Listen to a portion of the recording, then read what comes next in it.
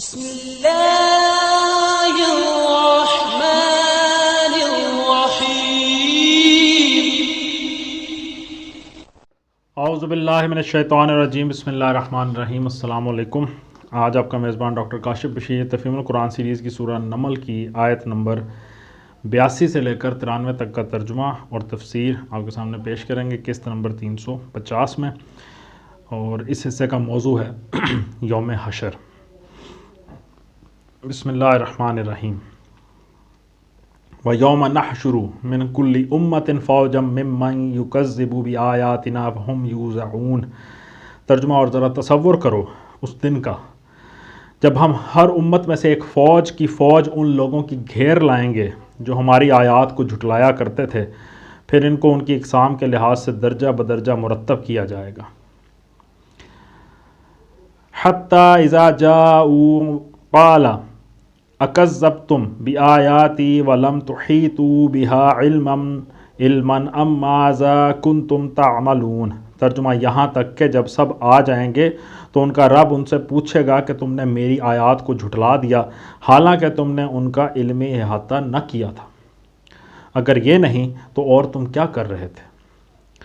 پہلا جو سوال کہ حالانکہ تم نے ان کا علمی احاطہ نہ کیا تھا، تفسیر میں آتا ہے یعنی تمہارے جھٹلانے کی وجہ یہ ہرگز نہیں تھا کہ کسی علمی ذریعے سے تحقیق کر کے تمہیں معلوم ہو گیا تھا کہ یہ آیات جھوٹی ہیں، تم نے تحقیق اور غور و فکر کے بغیر بس یوں ہی ہمارے آیات کو جھٹلا دیا۔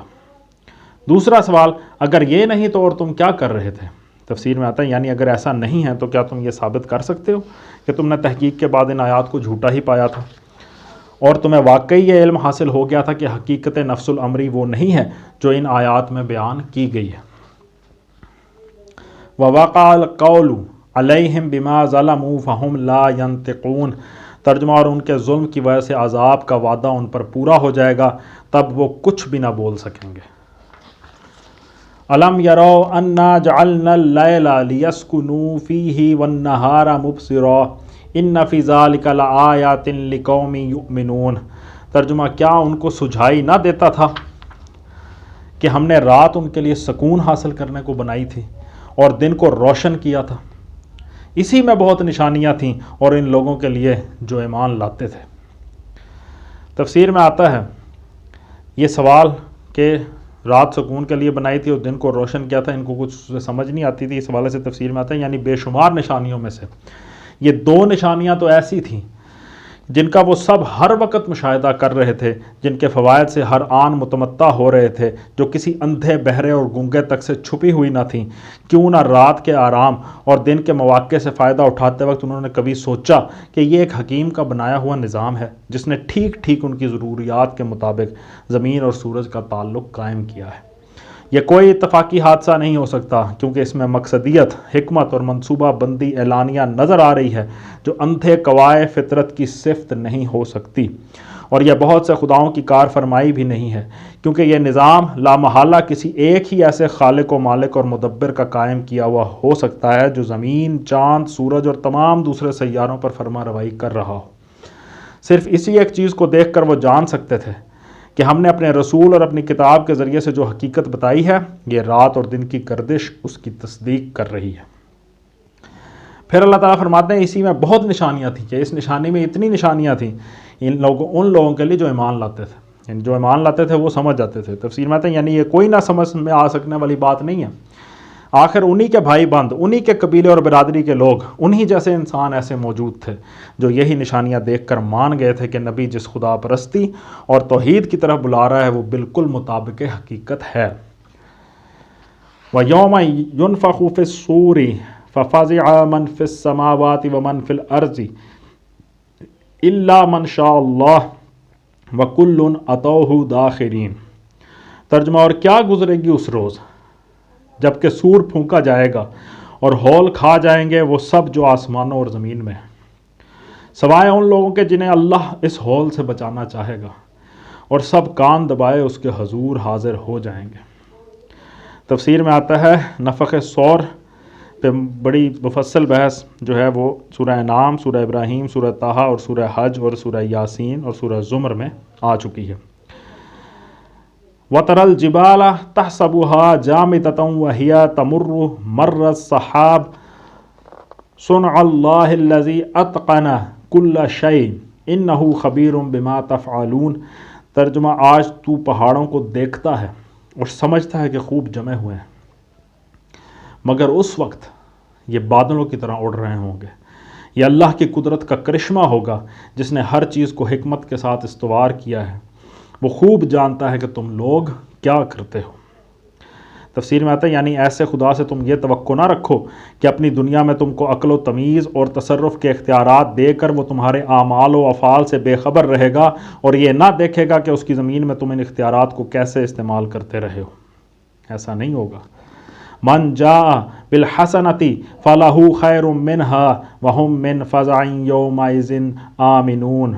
ترجمہ جو شخص بھلائی لے کر آئے گا اسے اس سے زیادہ بہتر صلہ ملے گا اور ایسے لوگ اس دن کے ہول سے محفوظ ہوں گے۔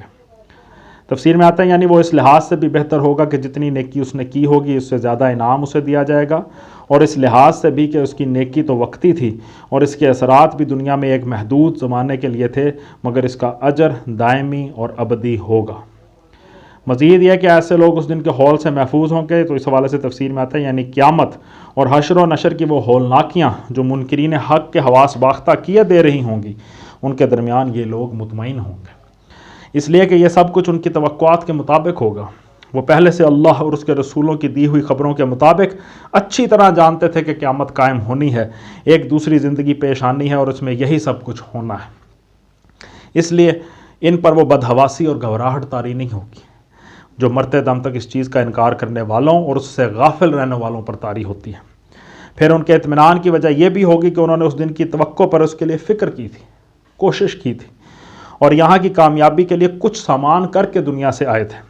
اس لیے ان پر وہ گھبراہٹ طاری نہ ہوگی جو ان لوگوں پر طاری ہوگی جنہوں نے اپنا سارا سرمایہ حیات دنیا ہی کی کامیابیاں حاصل کرنے پر لگا دیا تھا اور کبھی نہ سوچا تھا کہ کوئی آخرت بھی ہے جس کے لیے کچھ سامان کرنا ہے۔ منکرین کے برعکس یہ مومنین اب مطمئن ہوں گے کہ جس دن کے لیے ہم نے ناجائز فائدوں اور لذتوں کو چھوڑا تھا اور صعوبتیں اور مشقتیں برداشت کی تھیں، وہ دن آ گیا ہے اور اب یہاں ہماری محنتوں کا اجر ضائع ہونے والا نہیں ہے۔ وَمَنْ جَاءَ بِالسَّيِّئَةِ فَكُبَّتْ وُجُوهُهُمْ فِي النَّارِ هَلْ تُجْزَوْنَ إِلَّا مَا كُنْتُمْ تَعْمَلُونَ۔ ترجمہ اور جو برائی لیے ہوئے آئے گا ایسے سب لوگ اوندھے منہ آگ میں پھینکے جائیں گے۔ کیا تم لوگ اس کے سوا کوئی اور جزا پا سکتے ہو کہ جیسا کرو ویسا بھرو؟ تفسیر میں آتا ہے قرآن مجید میں متعدد مقامات پر اس امر کی تصریح کی گئی ہے کہ آخرت میں بدی کا بدلہ اتنا ہی دیا جائے گا جتنی کسی نے بدی کی ہو، اور نیکی کا اجر اللہ تعالیٰ آدمی کے عمل سے بہت زیادہ عطا فرمائے گا۔ اس کی مزید مثالوں کے لیے ملاحظہ ہو سورہ یونس کی آیت نمبر 26-27، سورہ القصص میں آیت نمبر 84، سورۃ العنکبوت میں آیت نمبر 7، سورہ سبا کی آیات نمبر 37-38 اور سورۃ المومن کی آیت نمبر 40۔ انما امرت ان اعبد رب هذه البلدة الذي حرمها وله كل شيء وامرت ان اكون من المسلمین۔ ترجمہ اے محمد صلی اللہ علیہ وآلہ وسلم ان سے کہو مجھے تو یہی حکم دیا گیا ہے کہ اس شہر کے رب کی بندگی کروں جس نے اسے حرم بنایا ہے اور جو ہر چیز کا مالک ہے۔ مجھے حکم دیا گیا ہے کہ میں مسلم بن کر رہوں۔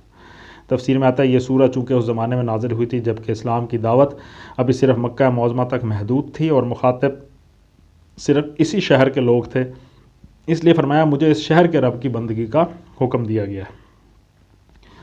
اس کے ساتھ اس رب کی خصوصیت یہ بیان کی گئی کہ اس نے اسے حرم بنایا ہے۔ اس سے کفار مکہ کو متنبع کرنا مقصود ہے کہ جس خدا کا تم پر یہ احسان عظیم ہے کہ اس نے عرب کی انتہائی بدامنی اور فساد و خونریزی سے لبریز سرزمین میں تمہارے اس شہر کو امن کا گہوارہ بنا رکھا ہے، اور جس کے فضل سے تمہارا یہ شہر پورے ملک عرب کا مرکز عقیدت بنا ہوا ہے، تم اس کی ناشکری کرنا چاہو تو کرتے رہو، مگر مجھے تو یہی حکم دیا گیا ہے کہ میں اس کا شکر گزار بندہ بنوں اور اسی کے آگے سر نیاز جھکاؤں۔ تم جنہیں معبود بنائے بیٹھے ہو ان میں سے کسی کی یہ طاقت نہ تھی کہ اس شہر کو حرم بنا دیتا اور عرب کے جنگجو اور غارت گر قبیلوں سے اس کا احترام کرا سکتا۔ میرے لیے تو یہ ممکن نہیں ہے کہ اصل محسن کو چھوڑ کر ان کے آگے جھکوں جن کا کوئی ذرہ برابر بھی احسان مجھ پر نہیں ہے۔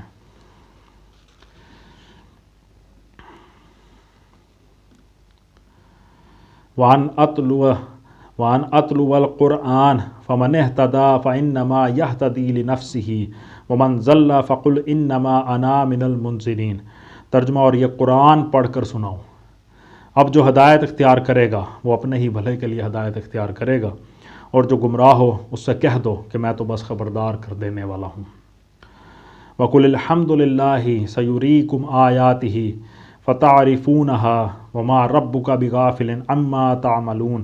ترجمہ، ان سے کہو تعریف اللہ ہی کے لیے ہے، ان قریب وہ تمہیں اپنی نشانیاں دکھا دے گا اور تم انہیں پہچان لو گے، اور تیرا رب بے خبر نہیں ہے ان اعمال سے جو تم لوگ کرتے ہو۔ صدق اللہ العلی العظیم۔ الحمدللہ۔ آج ہم نے سورہ نمل کی آیت نمبر 93 تک، اور سورہ نمل مکمل ہو گئی ہے یہاں پہ، تو اس کا ترجمہ اور تفسیر آپ تک پہنچانے کی کوشش کی۔ اللہ تعالیٰ سے دعا ہے، اللہ تعالیٰ کا لاکھ لاکھ شکر ہے، اس کی تمام نعمتوں کا، اس کی تمام آسانیوں کا، تمام رحمتوں کا، تمام کرامتوں کا جو اس نے ہم پہ نازل فرمائی، ہمیں عطا فرمائی۔ اللہ تعالیٰ سے دعا ہے کہ اللہ تعالیٰ ہمیں بھی لوگوں کے لیے آسانیاں بانٹنے کی توفیق عطا فرمائے، نیکیوں کے کاموں میں بڑھ چڑھ کر حصہ لینے کی توفیق عطا فرمائے، اور اللہ تعالیٰ ہمیں اپنے ان بندوں میں شامل فرما لے جس پر ان کا انعام ہوا۔ اسی دعا کے ساتھ آپ سے اجازت چاہیں گے۔ اپنا بہت خیال رکھیں۔ آپ لوگوں کا بہت بہت شکریہ۔ اللہ حافظ۔